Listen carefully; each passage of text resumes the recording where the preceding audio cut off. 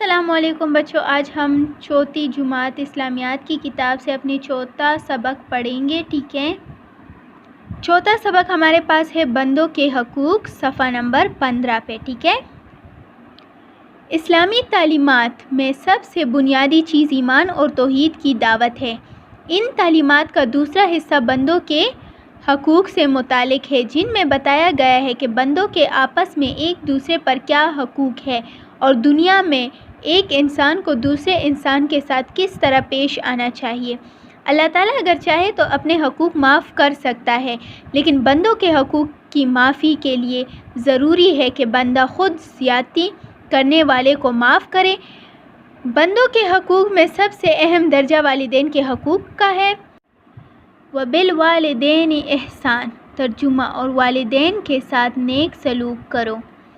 اولاد کا فرض ہے کہ ہر اس کام میں جو اسلام کے مطابق ہو والدین کی اطاعت کرے، ان کے ساتھ عزت اور احترام سے پیش آئیں، ان سے دلی محبت رکھے، ان کے دوستوں اور رشتہ داروں سے حسن سلوک سے پیش آئے، والدین کے حق میں دعائے خیر کریں، ان کی بد دعا سے بچنے کی کوشش کریں۔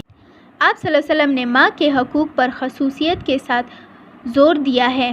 حضرت ابو ہریرہ رضی اللہ تعالیٰ عنہ بیان کرتے ہیں کہ ایک شخص حضور صلی اللہ علیہ وسلم کی خدمت میں حاضر ہوا اور پوچھا کہ انسانوں میں میرے حسن سلوک کا سب سے زیادہ مستحق کون ہے؟ حضور صلی اللہ علیہ وسلم نے فرمایا تمہاری ماں۔ اس نے عرض کیا پھر کون؟ آپ صلی اللہ علیہ وسلم نے پھر فرمایا کہ تمہاری ماں۔ اس نے عرض کیا کہ پھر کون؟ آپ صلی اللہ علیہ وسلم نے پھر فرمایا تمہاری ماں۔ اس نے چوتھی بار پوچھا کہ پھر کون؟ اب آپ صلی اللہ علیہ وسلم نے فرمایا پھر تمہارا باپ۔ اولاد کا حق یہ ہے کہ والدین بیٹے اور بیٹی کے ساتھ ایک جیسا سلوک کریں اور ان کی تعلیم و تربیت میں کوئی کسر نہ اٹھا رکھے۔ رشتہ داروں کے حقوق یہ ہے کہ ان کے ساتھ اچھی طرح پیش آئے۔ پڑوسیوں کا حق ہے کہ ان کے آرام کا خیال رکھے، ان کے دکھ درد میں شریک ہو۔ اگر ہمسایہ غریب ہو تو اس کی مالی مدد کی جائے۔ غلام اور خادم کا حق یہ ہے کہ ان پر کام کا بوجھ ان کی طاقت سے زیادہ نہ ڈالا جائے۔ یتیم کا حق یہ ہے کہ اس کی اور اس کے مال کی حفاظت کی جائے اور بیواؤں کے ساتھ نیک سلوک کیا جائے۔ مہمان کا حق یہ ہے کہ اس کے آرام کا خیال رکھا جائے اور اس کی خاطر تواضع کی جائے۔ ان کے علاوہ محتاج، مسکین، مفلس، مجبور اور مصیبت زدہ لوگوں، بیمار، قرض دار، قرض خواہ اور عام انسانی برادری کے حقوق کا خیال رکھنا بھی ضروری ہے۔ بندوں کے حقوق کی اہمیت۔ اسلام نے بندوں کے حقوق ادا کرنے پر بہت زور دیا ہے۔ اللہ تعالیٰ کے بندوں کی مدد کرنا اللہ تعالیٰ کی خوشنودی حاصل کرنے کا ذریعہ ہے۔ اللہ تعالیٰ نے دنیا میں انسان کو اکیلا پیدا نہیں کیا بلکہ اس کے ساتھ رشتہ داریاں بھی بنا دیں اور آپس میں ایک دوسرے کے حقوق و فرائض بھی مقرر کر دیے جن کی ادائیگی بہت ضروری ہے۔